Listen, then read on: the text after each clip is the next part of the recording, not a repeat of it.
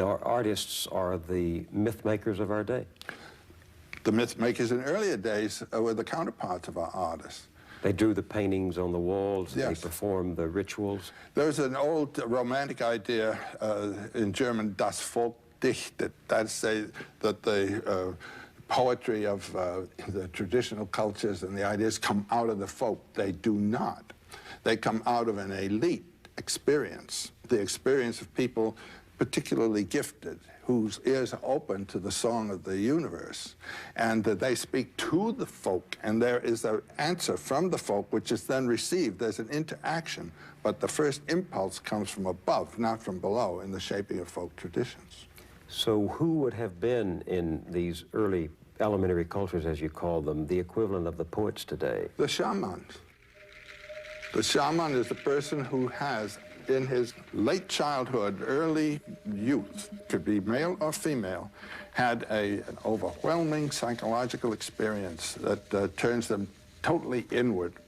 The whole unconscious has opened up and they've fallen into it. And it's been described many, many times, and it occurs all the way from Siberia right through the Americas down to Tierra del Fuego.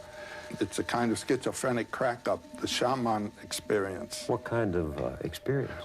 Dying and resurrecting, you know, being on the brink of death and coming back, actually experience the death experience. People who have very deep dreams. Dream is a great source of the spirit. And then people who in the woods have had mystical encounters. Well, let me try to be specific about it. The shaman becomes some person in a society who is drawn by experience from the normal world into the world of the gifted. That's right. Most of us think of shaman as a magician, but they play a much more important role than simply being a Oh, no, they play trickster. the role that the priesthood plays in our society. These are the first priests? Well, there's a major difference, as I see it, between a shaman and a priest. A priest is a functionary of a social sort. The society worships certain deities in a certain way, and the priest becomes ordained as a functionary to carry on that ritual. And the deity to whom he is devoted is a deity that was there before he came along. The shaman's powers are symbolized in familiars, deities of his own personal experience.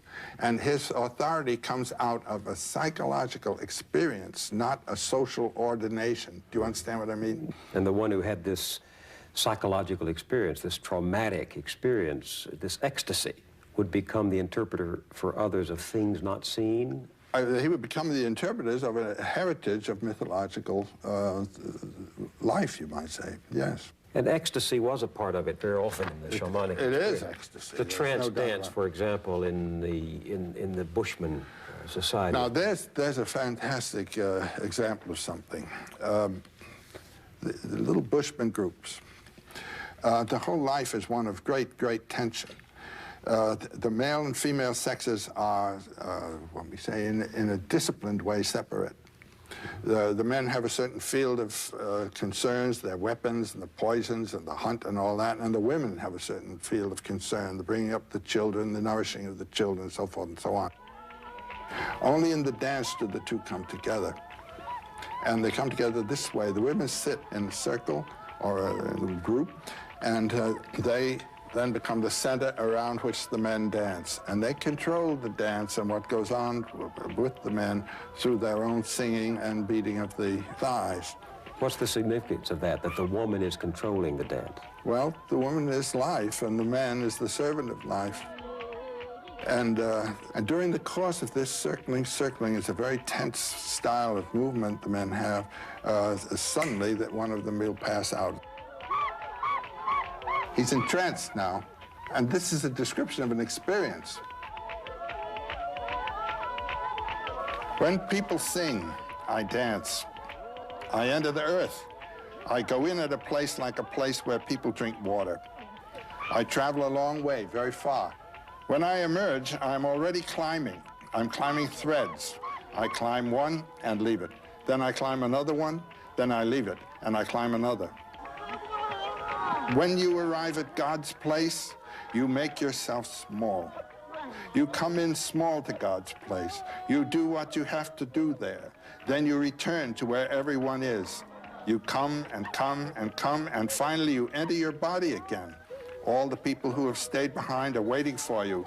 They fear you. You enter the earth, and you return to enter the skin of your body. And you say, that is the sound of your return to your body. Then you begin to sing. The Utum masters are there around. They take hold of your head and blow about the sides of your face. This is how you manage to be alive again. Friends, if they don't do that to you, you die. You just die and are dead. Friends, this is what it does, this Ntum that I do, this Ntum here that I dance.